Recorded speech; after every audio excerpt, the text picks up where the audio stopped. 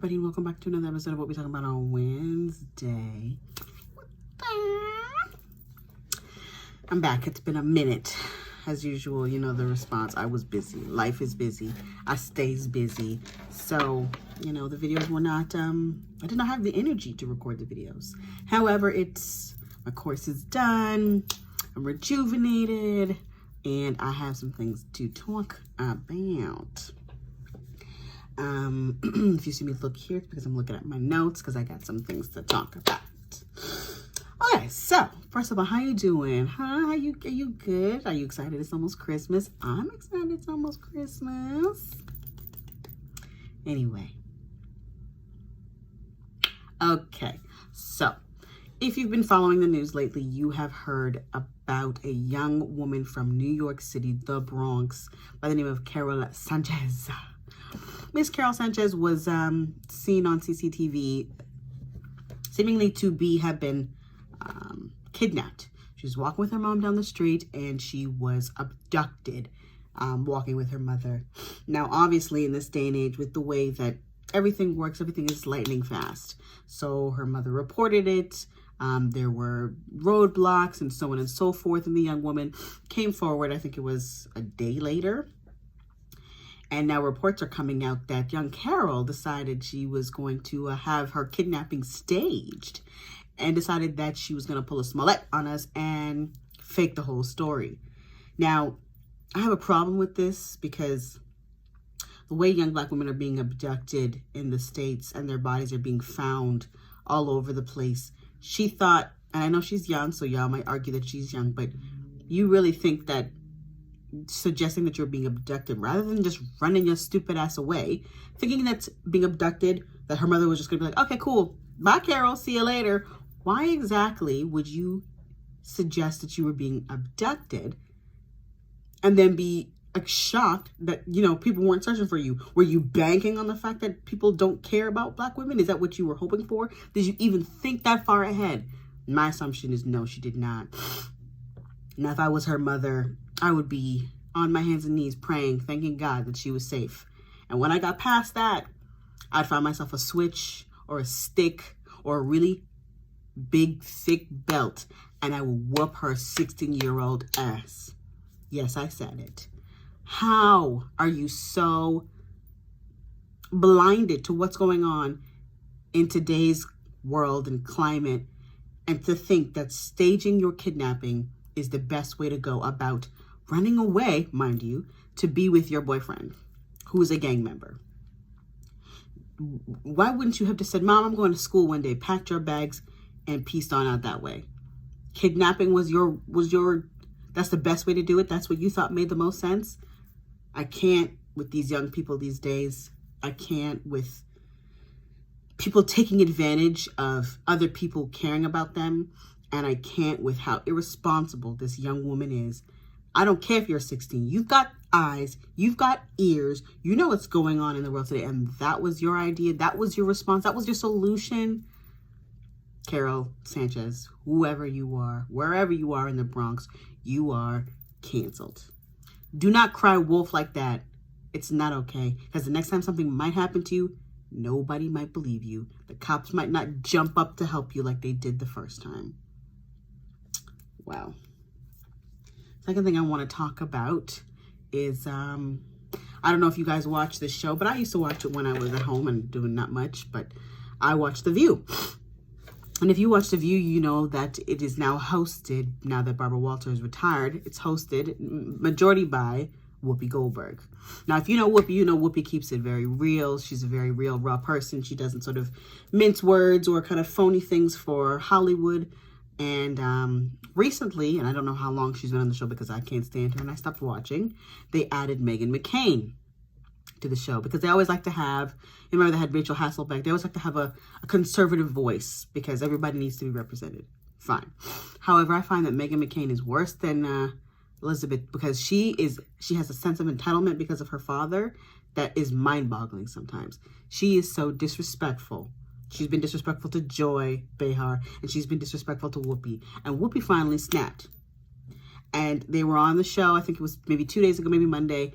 And Megan was, as usual, talking over people, and Whoopi said, girl, stop. Just stop. And obviously people were going around saying, oh, Whoopi snapped on her and da-da-da-da-da. And then the day after on the show, Whoopi said, addressed the hoopla that was going on over the exchange, and was saying, this is a part of our show. This is what we do. We go back and forth. We have these little moments, but it doesn't mean that, I hate her or that it fully explains their relationship. Now, I know you probably have to say that because that's in your contract, but I think truly that Whoopi has some love for her somewhere deep down, but probably on a day-to-day basis. And with certain topics coming up, she probably can't stand her. Meghan McCain acts like her opinion, and because her daddy was who her daddy was, that it's golden, it's right, you're wrong, you make no sense. She thinks that she's smarter than everybody, and I cannot stand her. And I'm glad that Whoopi put that on blast. I'm glad she put you in your place in that moment. I wish she hadn't apologized and retracted it after, but she's got contracts, right? She's got bills to pay. She has people to answer to. Fine. Meghan McCain is a spoiled brat. And I'm not American, so she can't come for me like that. But I still think she's a spoiled brat. And if she disrespects Joy Behar one more time, I hope Joy jumps up and backhands her and says to hell with it. Because Joy has put up with some stuff, but that girl's on another level of disrespectful. Okay, now let's talk about some exciting news, some celebratory news. Now, as you might or might not know, I am Canadian, but I'm also Jamaican descent. And the other day, one of my sisters, my big sister, she's probably younger than me actually, but one of, my fellow Jamaican women was crowned Miss World. And the video, first of all, I don't watch pageant shows anymore, but the past, I guess, year, Black women have been thriving, and I'm so happy to see that in the climate that we're in today, that these women are still thriving and still being selected and seen for all of their talent and beauty. But this young woman, Miss Jamaica, she can sing. She's gorgeous. And to see her win and show such real raw emotion about being selected was such a beautiful moment. But the crowning moment of her winning was Miss Nigeria. Her reaction to Miss Jamaica winning was what I want 2020's mood to be all about. Women coming together, supporting each other, celebrating successes, cheering each other on. If you're my friend and you don't cheer for me like that when I have a moment of success, we're not friends no more in 2020. That's how women need to treat each other going forward. No more competing against each other. No more butting heads and thinking that there's only enough for me or you. Let's celebrate each other's successes and lift each other up like Miss Niger did or Miss Jamaica, because that was the best moment of watching those clips come up. That moment where she was like yelling for her and giving her that was like real joy and love for someone else's success. That's what 2020 needs to be about. And on that note, let's roll into Miss Universe. Miss Universe was crowned Miss South Africa. Miss South Africa is a dark-skinned woman with natural hair, and she's like just so beautiful. Now, these are crowning moments for women of color everywhere. Little girls who are thinking, is there a place for me in a world like that? From Miss Teen to Miss USA, to Miss Universe, and now Miss World, Miss Paris, all of these beautiful Black women of all different shapes and sizes and shades and hair textures, showing that these young girls that there is an opportunity for them in the world, especially to be seen as beautiful, because these pageants, let's face the facts, they're all based on beauty. But to win and have them represent across the board, I pray that little girls of today are looking at those moments and feeling so proud. Matter of fact, there was a video I watched of one of my most favorite young girls on YouTube, Maddie. She was watching Miss Universe be crowned and she cried.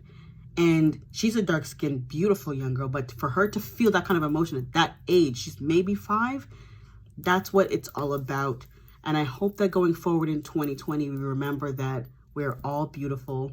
We can all make it. We can all be there. We can all be there together. We need to all try to lift each other up and celebrate each other's successes, because times are hard out there and all we have is each other.